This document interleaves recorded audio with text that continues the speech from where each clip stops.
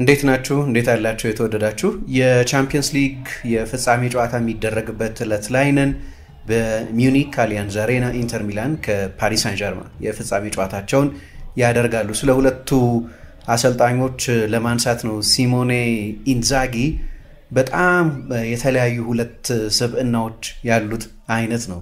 አንደኛው ከሜዳው ውጪ ከቴክኒክ ስፍራው ርቆ ያለው ጠለቅ ያለ ግሩቪ ድምጽ ያለው ከፍ ያለ ቴነር ድምጽ ያለው ሰው እና ሲናገርም በጣም አሰላሳይ ሆኖ የሚስተዋል ለቃላቱ የሚጠነቀቅ በስተት ጸጉሩ እንኳን ማትዛነፍ የሚባል አይነት በጋዜጣዊ መግለጫዎችም ላይ ባለው ከፍ ያለ ትኩረት ምክንያት ጥያቄ ከሚያቀርቡት ከጋዜጠኞቹ ጋር የአይን ግንኙነት ማድረግ የሚፈልግ አይነት ምንም አይነት አጋጣሚ የሚባል ነገር የማይቀበል ኦርደርድ የሆነ ሰው ነው ይባላል እና ሲበላ ሳይቀር ተጠንቅቆ የሚበላ በሜኑ ላይ ስተት የማይሰራ እና የናቱን ፒዛ ፍሪታ ከሃም ጋር የሚወድ ነው ይባላል። ስለዚህ ከሜዳው ውጪ ልክ እንደዚህ ምንም እንከን አልባ የሚመስል አይነት ካራክተር ያለው ሰው ነው። ነገር ግን በቴክኒክ ስፍራው ላይ ደግሞ የምናየው ሰው ምንም አይነት የስሜት ቁጥጥር የሌለው የሚመስል ወይም ኢምፐልስ ኮንትሮል የሌለው የሚመስል ወደ ቁጣ ጫፍ የሚደርስ ወደ ስሜት ወሰናት የሚጠጋ አይነት ሰው ሆኖ ይታያል። በሚያስገርም ሁኔታ ብዙ ጊዜ ሲሞኔ ኢንዛጊ ሜዳ ውስጥ ሳይቀር የተሰመረለትን የቴክኒክ ስፍራ መስመር አልፎ የሚገባ አይነት ነው። እሱ ራጋትስ የሚላቸው ተጫዋቾቹን ታክቲካዊ ትዕዛዝ ለመስጠት ወይ በአርቢትሮች ላይ ግሳጼውን ለማሰማት እንዲህ የሚያደርግ በጣም ሁለት የተለያዩ ባህሪያት በቴክኒክ ስፍራውና ከሜዳ ውጪ የሚያሳይ አይነት ነው። ድንገት ጨዋታው እየተደረገ የሰከነ የሚመስለው አሰልጣኝ 5 ሜትር ወደ አረንጓዴው ሜዳ አልፎ የሚታይ ጃኬቱን አውልቆ በሸሚዝ ብቻ ከረባቱ ተናግቶ የሚታይ አይነት ሰው ነው። ስለዚህ ሜዳ ውስጥ ያለው ጠባይና ከሜዳ ውጪ ያለው እርጋታ በጣም የተለያዩ ናቸው። ከዛ በኋላ ድንገት የተረጋጋ ይመስላል። ከዛ ቁጣው በኋላ ጃኬቱን መልሶ ይለብሳል፣ ክራቫቱን ያስተካክላል፣ ጸጉሩንም ያበጃጃል። ከዛ ጥልቅ ትንፋሽ ይወስዳል፣ ራሱን ዲሲፕሊን ያደርጋል። ከዛ ከ5 ደቂቃ በኋላ ደግሞ በዛ የኮቺንግ ዞን ላይ ሲወራጭ ደግሞ ታዩታላችሁ እና በጣሊያን የሱ ፍሪክ አውት እንደዚህ በቴክኒክ ስፍራ ላይ መወራጨት፣ ስሜታዊ መሆን፣ በቁጣ ሲናገር መታየት፣ የጸጉሩ መንጨባረር ሁሉ ለሶሻል ሚዲያ ሚሞች እና ለቴሌቪዥን ሾዎች እንደ ግብአት ሆኖ የሚታይ ነው። ስለዚህ የዛሬው ጨዋታ ሲደረግ በሌሎች ቀለል ባሉ የሌቼ ወይ የቬሮና ጨዋታዎች ላይ እንዲህ ስሜቱን ያለ ወሰን በቴክኒክ ስፍራው ላይ የሚያሳይ አሰልጣኝ የቻምፒየንስ ሊግ የፍጻሜ ጨዋታ ሲደረግ በኢንተርና በፓሪስ ሳን ዠርማን መካከል እንዴት ሊሆን እንደሚችል መገመት ይቻላል። ምክንያቱም ይሄ ከዚህ በፊት በቻምፒየንስ ሊግ ፍጻሜ ተጫውቶ የሚያውቅ አሰልጣኝም ቢሆን ለአንድ አሰልጣኝ በክለብ እግር ኳስ ላይ የሚሰራ አሰልጣኝ ከቻምፒየንስ ሊግ ፍጻሜ የሚተልቅ ሌላ ሞመንት የለም። ስለዚህ በጣም ስሜታዊ ሆኖ የሚያስገርሙ ገጽታዎች፣ ያልተለመደ መቅበጥበጥ ብናይበት በቀለል ባሉ የሴሪያ ጨዋታዎች ላይ ሳይቀር እንዲህ ሲያደርግ የምናየው አይነት አሰልጣኝ ነው። የዛሬ 2 ዓመት የቻምፒየንስ ሊግ ፍጻሜ ደርሶ በዛ የኢስታንቡል ፍጻሜ በሲቲ በጣም ጥሩ ተጫውቶ የሱን ቡድን በመረታቱ ምክንያት ይህንን ጨዋታ የማሸነፍ ተጨማሪ ፕሬሸር አለበት። ከውጪ የሚመጣ ተጽዕኖ አይመስለኝም፣ ከውጪ ያለ ጫና አይመስለኝም። ራሱ ላይ ኢምፖዝ የሚያደርገው ጫና ነው። እንደ አሰልጣኝ ያን ያህል በእድሜ የገፋ አይደለም፣ ገና 49 ዓመቱ ነው። ስለዚህ እንደው ረጅም ጊዜ የሚያሰለጥንበት ከ20 ዓመት በላይ የአሰልጣኝነት ህይወት እንዲኖረው በሚያስችል የአሰልጣኝነት ህይወት ጅማሬ ላይ ያለ ነው እና እንደ ካራክተር በጣም ለየት ያለ ካራክተር ነው። እንደውም አንዳንድ ጊዜ በጋዜጣዊ መግለጫዎቹ ላይ ድምጹን ስሰማው እንደዚህ ጥልቅ ድምጽ መሆኑ በጣም ነበር የሚያስገርመኝ። ግሩቪ ነው፣ በጣም ጎርነን ያለ ድምጽ ያለው አይነት አሰልጣኝ ነው እና በቴክኒክ ስፍራ ላይ ሆኖ ሲጮህ ስልል ያለ ቀጭን ድምጽ ያለው ሰው ይመስላል። ቡድኑ በጣም አስደናቂ ቡድን ነው የሱ ኢንተር። በአውሮፓ ምናልባት በጣም ፍሌክሲብል የሆነው ቡድን ሊሆን ይችላል። የኢንዛጊ ስታይል በአንድ የጨዋታ ስታይል ብቻ የሚበየን አይመስለኝም። ቡድኑ ሲያስፈልግ ኃይለኛ ኤክስፕሎሲቭ ቡድን መሆን ይችላል። እንደፈለገ ማጥቃት የሚያስችል ችሎታ ያለው ነው። ግን ደግሞ በጣም ኃይለኛ የመከላከል ዲሲፕሊንም አለው። ፍራንቼስኮ አቼርቢ ወይ አሌሳንድሮ ባስቶኒ አይነት የተከላካይ መስመሩ ምሰሶች የሆኑ ተጫዋቾች አሉት። ደግሞ አስደናቂ አማካዮችም አሉት። በተለይ እንደ ኒኮሎ ባሬላ ዘንድሮ እንዳምነው አይደለም እንጂ ሀከን ቻላኖሉ በ37 ዓመት አሁን በላቀ ደረጃ የሚጫወተው ሄንሪክ ሚኪቻሪያን ወይ ደግሞ ትልልቅ አጥቂዎች አሉት በተለይ ላውታሮ ማርቲኔዝ እና የነዚህ ተጫዋቾች ቡድን ውስጥ መኖር በጣም በተለያየ መንገድ እንዲጫወት እድል ሰጥቶታል። እና እንዳልኩት አንዳንድ ጊዜ የሴሪያ ጨዋታዎች ላይ እንደምናየው ምርጡ የፖሴሽን ቡድን ይመስላል። ሲያስፈልግ ግን በኃይለኛ ትራንዚሽን ያጠቃል። አንደኛውን ስታይል ሲተካ ያለምንም መጎርበጥ ነው። እና እንዲያውም አንድ የጣሊያን ጋዜጣ ላሪፑብሊካ የሚባል የእሱን ቡድን በተመለከተ ሲገልጽ ሃይፕኖቲክ ሾው ይላል። በቃ በጣም ያለመዛነፍ እያንዳንዱን ሾው የሚያስኬድ አይነት ሲንክሮናይዝድ የሆነ ቡድን ነው ብሎ ይገልጸዋል።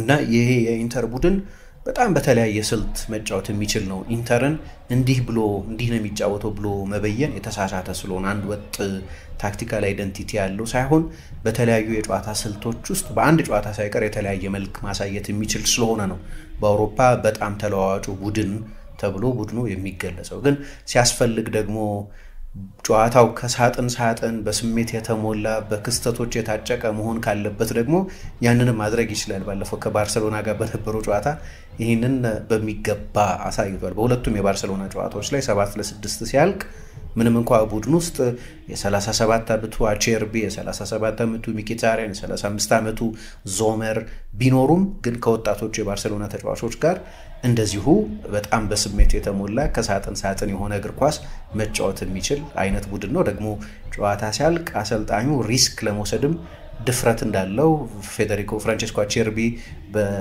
በ93ኛው ደቂቃ ላይ የተገኘበትን ዞን በማየት መረዳት ይቻላል። እና በተመሳሳይ መንገድ ነው ባየር ሚኒክንም ደግሞ ያሸነፈው። ስለዚህ ይሄ ቡድን በተለያየ ስልት መጫወት እንዲችል አድርጎ የተገነባ ነው። እንዲህ አይነት አሰልጣኝ መሆኑ ግን በጣም አስገራሚ ነው። ምክንያቱም በእግር ኳስ ተጫዋችነቱ ዘመን ሁል ጊዜም በወንድሙ ጥላ ስር ነው የነበረው። በፊሊፖ ወይም ሱፐር ፒፖ ተብሎ በሚታወቀውና በወቅቱ ከዓለም ምርጥ 9 ቁጥሮች መካከል አንደኛው በነበረው 2 ጊዜ ቻምፒየንስ ሊግ ባሸነፈው በጣሊያን ብሔራዊ ቡድን ታሪክ በአውሮፓ ዋንጫ ብዙ ጎል በማስቆጠር ባለ ሪከርድ በሆነው በሱፐር ፒፖ ጥላ ስር ነበር ጣሊያኖቹ ሞኔ ወይም ትንሹ የሚሉት ሲሞኔ ኢንዛጊ ማለት ነው። ግን በጣም ጥሩ የእግር ኳስ ህይወት ነበረው። የላትሲዮ ተጫዋች ነበር። እዚያም ሆኖ ሴሪያን አሸንፏል። ነገር ግን በተጫዋችነት ሁል ጊዜ የወንድሙ ጥላ ስር የነበረ ስለሆነ እንዲያውም አንዳንድ ብራዚላውያን በላትሲዮ የተጫወቱ ኢንዛጊኖ ወይም ትንሹ ኢንዛጊ ነበር የሚሉት። ጣሊያኖቹ ደግሞ ሞኔ ይሉታል። አሁን በቴክኒክ ስፍራው ላይ ግን ሁለቱ ሰዎች በጣም የሚዋደዱ ቢሆንም አንደኛው ላይ ምንም ቅናት እንደሌለው ቢታይም ምንም ኢጎ የማያሸንፈው የወንድማማችነት መንፈሳቸው እንደተጠበቀ ቢሆንም ነገር ግን በቴክኒክ ስፍራው ግን በአሰልጣኝነት በጣም የተለያየ ታሪክ ነው ያላቸው። ምክንያቱም በአሰልጣኝነት ይኸው እንግዲህ ሲሞኔ ኢንዛጊ ሁለተኛ ቻምፒየንስ ሊጉን በፍጻሜ ሊጫወት ነው። ስኩዴቶን አሸንፏል። ብዙ የሀገር ውስጥ የጥሎ ማለፍ ውድድሮችንም ድል አድርጓል። ፒፖ ግን ወይም ፊሊፖ ኢንዛጊ ግን ወይም ሱፐር ፒፖ ግን አሁን እንዲያው በዚህ ዓመት ተሳካለት እንኳ ሲባል ፒትሳ የሚባለውን ቡድን ወደ ሴሪያ ሲመልስ ነው። ስለዚህ በአሰልጣኝነት በጣም የተለያየ ስኬት ያላቸው ናቸው። ግን ይሄ ስሜታዊነት በሁለቱም በኩል ደግሞ ይስተዋላል በቴክኒክ ስፍራ። እንዲያውም አባትየው ጂያንካርሎ ሁለቱም ልጆቻቸው የሚያሰለጥኗቸውን ቡድኖች ያው በመኖሪያ ቤታቸው ሆነው ያያሉ። ነገር ግን እናትየዋ ማሪና የአባትየውን በስሜት መቁነጥነጥ ስለሚያውቁ ወይም የባለቤታቸውን በስሜት መቁነጥነጥ ስለሚያውቁ ወደሚቀጥለው ክፍል ነው የሚያፈገፈጉት ይባላል። ምክንያቱም ሳሎኑ ድንገት ይመሰቃቀላል። ስለዚህ እንደዚህ አይነት ኢረፕሽን እንዲህ አይነት ስሜት በሲሞኔና በፒፖ ብቻ ሳይሆን በአባትየውም ላይ የሚስተዋል ነው። ምናልባት ከሳቸው የወረሱት ሊሆን ይችላል።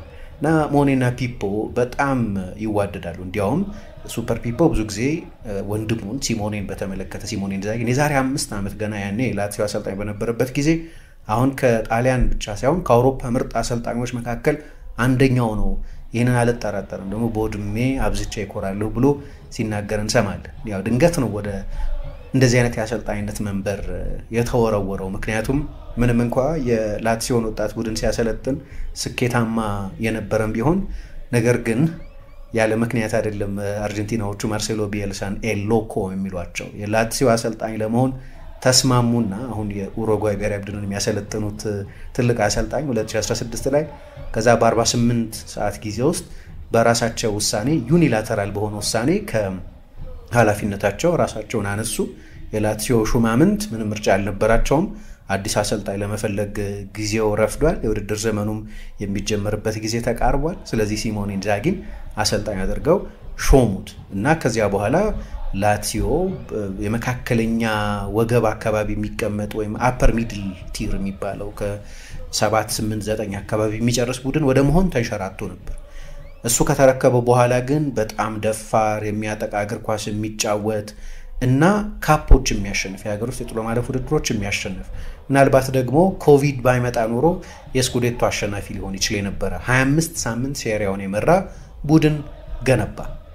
ከዛ በኋላ ነው ትልቅ ስም ወደ መሆን የተሸጋገረው እና ኢንተር እሱን ከአንቶኒዮ ኮንቴ ስንብት በኋላ ወይም መልቀቅ በኋላ ለመሾም ወሰነ እና ያኔ ደግሞ አንቶኒዮ ኮንቴ ከኢንተር ባለስልጣናት ጋር በዝውውር ጉዳዮች ላይ ብዙ ጊዜ እንደሚያደርገው አለመግባባት ውስጥ ገብቶ ነበር። ምክንያቱም ያኔ የነበሩት የቻይና ባለቤቶች የኢንተር ባለቤቶች እነ ዣንግ ብዙ ገንዘብ የማውጣት ፍላጎት አልነበራቸውም። በተለይ በመጀመሪያዎቹ ዓመታት ኮንቴን በዝውውሮች በደንብ ደግፈውታል። ነገር ግን ሁል ጊዜ ቅሬታውን ያቀርብ ስለነበር ከዚህ አሰልጣኝ ጋር ብዙ መዝለቅ አንችልም አሉና የትልቅ የበጀት ከት አደረጉ። ለክለቡ ለዝውውር የሚያወጡትን ገንዘብ ቀነሱ። ኮንቴንም በደንብ በዝውውር መደገፍ አቆሙ ማለት ይቻላል እና ከዛ በኋላ ኢንተር 200 ሚሊዮን ዩሮ አትርፏል። አሁን ከኮንቴ መልቀቅ በኋላ ባለፉት 4 ዓመታት 2021 ላይ ነው አንቶኒዮ ኮንቴ ሴሪያውን አሸንፏል፣ የዩሮፓ ሊግ ፍጻሜ ያደርሷቸዋል። ነገር ግን ከኮንቴ መልቀቅ በኋላ በኢንተር በእንደዚህ አይነት ውስን በጀት አሰልጣኞች ስኬታማ ይሆናሉ ብሎ ለማሰብ ያስቸግር ነበር። ግን ኢንዛጊ ያንን ያደረገው ምንም እንኳ የኢንተር በጀት በጣም ውስን ቢሆንም እና ባለፉት ዓመታት በወጪ ቁጠባ በኦስቴሪቲ ላይ የከረመ ቢሆንም እና አብዛኞቹ ተጫዋቾች በእድሜ በመግፋታቸው ምክንያት ከዚህ በኋላ ወዴት ይሻሻላሉ የሚል ጥያቄ የሚነሳባቸው ቢሆኑም ነገር ግን እያንዳንዱን ተጫዋች ማለት ይቻላል የእድሜ መጠኑ ምንም ይሁን አሻሽሎታል። ሁሉንም ተጫዋቾች አቼርቢን ይሆን ሚኪቻሪያንን ወይም ሌላ በእድሜ የገፋን ተጫዋች እና ይህ አሰልጣኝ እንግዲህ አንድ የሚቀርብበት ጥያቄ ካለ ግን ምንም እንኳ በአጠቃላይ በኢኖቬሽኑ ቡድኑ በሚጫወትበት መንገድ ዊንግ ባኮቹን ሜዳ ውስጥ በሚጠቀምበት መንገድ የአሌሳንድሮ ባስቶኒ እንደው የመሃል ተከላካይ የሚል ስም ይሰጠው እንጂ በማጥቃቱ በኩል ያለው አስተዋጽኦ ሁለቱ ዋይድ ሴንተር ባኮች እንዴት አንደርላፕ እንደሚያደርጉ እያዩ ጓርዲዮላ ያሉ ትልልቅ አሰልጣኞች ሳይቀር በተደጋጋሚ ለዚህ አሰልጣኝ አድናቆታቸውን ይቸራሉ። በጣሊያን ግን ኢንዛጊን በተመለከተ አሁን ድረስ ያልተቀረፈ አንድ ስም አለ፣ ገዳይ አይደለም የሚል። ገዳይ አይደለም ማለት ቡድኑ በሚገባው ልክ ትልልቅ ዋንጫዎችን አያሸንፍም እንደማለት ነው።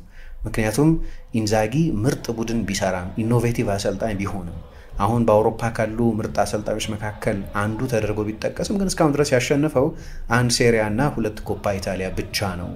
አሁን በዚህ የውድድር ዘመንም እንግዲህ በ14 ዓመት ውስጥ አነስተኛ የነጥብ ድምር ይዞ ነው የኮንቴ ናፖሊ ሻምፒዮን የሆነው እና ይህን ናፖሊ መብለጥ ነበረበት በሚል የጣሊያን ትልልቅ ጋዜጣዎችና የጋዜጦች ኤዲቶሪያሎች እሱን ሲተቹት እንሰማለን። ምርጥ አሰልጣኝ ነው ግን አይምሬ አሸናፊ መሆኑን አላሳየም፣ ከዚህ በፊትም ከኢንተር ሚላን ጋር ለቻምፒየንስ ሊግ ፍጻሜ ደርሶ አላሸነፈም የሚል አስተያየት ይሰጡበታል። እና ይህንን ጨዋታ የሚያሸንፍ ከሆነ ያንን እንደው አሁንም ያሉ የቀሩ ጥቂትም ቢሆኑ ተጠራጣሪዎችን አፍ ለማዘጋት እድል ይሰጠዋል። በኢንተርም ታሪክ 3ኛው አሰልጣኝ ብቻ ይሆናል። ጆዜ ሞሪኞ በ2010 በ1960ዎቹ ደግሞ 1964 እና 1965 ኤሌኒዮ ኤሬራ እነዚህ አሰልጣኞች ብቻ ናቸው በኢንተር ቻምፒየንስ ሊግን ያሳኩት። ስለዚህ በጣም ትልቅ ቀን ነው ለዚህ አሰልጣኝ። ያው በኢንተር የመቆየቱ ጉዳይ እስካሁን ድረስ እልባት አላገኝም። ምክንያቱም ከሳውዲ አረቢያ በጣም ከፍተኛ ደሞዝ የሚያስገኝ ጥያቄ ቀርቦለት አንዳንድ ብዙሃን መገናኛዎች እንዲያውም ምናልባት ይህንን ኃላፊነት የደሞዙ መጠን ቢሊሉት የማይችል ስለሆነ ሊሄድ ይችላል ይላሉ። እሱም ከጨዋታው በፊት በነበረው ጋዜጣዊ መግለጫ ላይ ሰኞ እንነጋገራለን ስለዚህ ጉዳይ የሚል አስተያየት ነው እንጂ የሰጠው ቁርጥ ያለ ምላሽ አልሰጠም። ግን ቢሄድም ቢቆይም ይህንን ዋንጫ ካሸነፈ በሲሞኔ ኢንዛጊ አሰልጣኝነት ታሪክ ውስጥ በጣም ትልቁ ምዕራፍ ሊሆን ይችላል። የራሱ ዩኒክ የመስሪያ መንገዶች አሉት አሰልጣኙ። ለምሳሌ የዛሬ ተጋጣሚው ሉዊስ ኤንሪኬ ተጫዋቾች ጨዋታው ሊጀመር ጥቂት ሰዓታት እስኪቀሩት ድረስ የመጀመሪያ 11ዱን አያሳውቃቸውም ይባላል። ምንም እንኳ ከሞላ ጎደል 60፣ 70፣ 80 በመቶ የሚሆኑት በብዙዎቹ ጨዋታዎች ላይ መጀመሪያ አሰላለፍ ውስጥ እንደሚካተቱ የምናውቃቸው ተጫዋቾች ቢኖሩም ግን በይፋ ለተጫዋቾቹ ላይናፕ አይናገርም። እንዲህ አይነት መንገድ ያለው ነው። ኢንዛጊ ግን ሌላ አይነት ሪዝኒንግ ነው ያለው። እሱ እንዲያውም 24 ሰዓት ሲቀረው ገደማ ላይናፑን ያስታውቃል ብቻ ሳይሆን እንዲያውም የመጨረሻዎቹ ልምምዶቹ በጨዋታው ላይ የሚጠቀምባቸውን 11 ተጫዋቾችና ሌላ ቡድን ደግሞ የተጋጣሚ ቡድን ሊገጥማቸው በሚችልበት የጨዋታ አቀራረብ ሌሎች 11 ተጫዋቾችን የተጋጣሚ ቡድን አኒሜሽን ይሞክርበታል ማለት ነው። በተለይ ደግሞ የተጋጣሚ ቡድን ቢልድ አፕ ካውንተር የሚያደርግበትን ፕሬስ የሚያደርግበትን የፕሬሲንግ ዞኖች የሚለይበትን ነገር በአፒያኖ ጀንቲሌ ይሞክረዋል። ሌላ ሁለት ቡድን ሰርቶ 11 ለ11 ብዙ ጊዜ ያጫውታል ማለት ነው። እና እንዲህ አይነት ለየት ያለ የራሱ መንገድ ያለው ነው። ከተጫዋቾቹ ጋር ያለው ግንኙነት በጣም ጥብቅ አይነት ግንኙነት ያለው ነው። ልምምድ ሜዳ ላይ ያው በቴክኒክ ስፍራው እንደምናየው አይነት በጣም ኢንቮልቭድ ቢሆንም ግን ማቋረጥ አይወድም ይባላል። አሁን አንዳንድ ራሱ ኤንሪኬም ጭምር ለምሳሌ በጨዋታ ላይ የሆነ ማየት የፈለጉት ሪኸርሳል አለ አይደለም፣ እዛ ላይ ተጫዋቾቹ የሆነ የተሳሳተ ነገር ካደረጉ ፊሽካቸውን ያሰሙና ያቆሟቸዋል። ከዚያ በኋላ አርመው ነው እንደገና ልምምዱ ሪስታርት የሚያደርገው ወይ የሚቀጥለው። ሲሞኔ ኢንዛጊ ግን ኖት እየያዘ ቪዲዮዎችም ላይ በኋላ መልሶ ይከልሰዋል። ነገር ግን ልምምዱ እንዲቀጥል ከፈቀደ በኋላ ነው መጨረሻ ላይ እንዲህ አይነት እንከኖች ነበሩ ብሎ የሚያስረዳው ይላል ቤንጃማ ፓቫ የሚባለው ፈረንሳይ የኢንተር ተጫዋች። እና ለየት ያለ ደግሞ ጨዋታዎች ውስጥ ለውጥ የማድረግ ችሎታ ያለው ነው። የጨዋታ ንባቡን በጣም የሚያስደንቅ ነው። እና ይሄ አሰልጣኝ እንግዲህ በአሰልጣኝነት ታሪኩ ትልቁ ምሽት ሊሆን ይችላል። ቻምፒየንስ ሊግን ከማሸነፍ የሚበልጥ የለም። ኢንተርም ከዚህ በፊት 3 ጊዜ ቻምፒየንስ ሊግ ቢያሸንፍም ግን የመጨረሻውን ካሸነፈ 15 ዓመት ሆኖታል። ከዛ በፊት የነበረው የጆዜ ሞሪኞም ድል ቢሆን ከ1965 በኋላ የተገኘ የመጀመሪያው ቻምፒየንስ ሊግ ነው። ስለዚህ ትልቅ ክለብ ይሁን እንጂ ደጋግሞ ቻምፒየንስ ሊግን በተከታታይ የሚያሸንፍ አይደለም። በጠቅላላው የቻምፒየንስ ሊግ ሬከርዱን ካያችሁ ከማንቸስተር ዩናይትድ እኩል አሸንፏል ማለት ነው። ትልቅ እኮ ነው። አሁን ቻምፒየንስ ሊግ ከወሰደ ከአያክስ እኩል ይሆናል ማለት ነው። አያክስ ደግሞ ክላሲክ የቻምፒየንስ ሊግ ቡድን ነው። ምንም እንኳ ባለፈው 20-30 ዓመት በአውሮፓ እግር ኳስ በተፈጠረው የፋይናንስ ዲስክሪፐንሲ ምክንያት እንደ ልብ ዶሚናንት ባይሆንም ግን ኦፍኮርስ አያክስ ትልቅ የቻምፒየንስ ሊግ ቡድን ነው። የሆነ ጊዜ 3 ጊዜ በተከታታይ ቻምፒየንስ ሊግን የወሰደ አይነት ማለት ነው። ከአያክስ እኩል መሆን የኢንተርን የቻምፒየንስ ሊግ ስፍራ ያሳያል። ግን ኤሲ ሚላን 7 ጊዜ አሸንፈው የለ። ስለዚህ ሁሉ ጊዜ ንጽጽሩ ከኤሲ ሚላን ጋር ነው የሚሆነውና በዛ ምክንያት የኢንተር አንሶ ይታያል። ግን ምንም ጥያቄ የለውም በጣም ትልቅ ፊት ይሆናል ቻምፒየንስ ሊግ የሚያሸንፍ ከሆነ። ስለዚህ የሲሞኔ ኢንዛጊ ትልቅ ምሽት ነው። ከዚህ በፊት በፔፕ ጓርዲዮላ ተሸንፏል። አሁንስ በኤንሪኬ ፓሪስ ሰን ጀርመን ላይ ድልን ይቀዳጅ ይሆን ወይ ብለን እንጠይቃለን።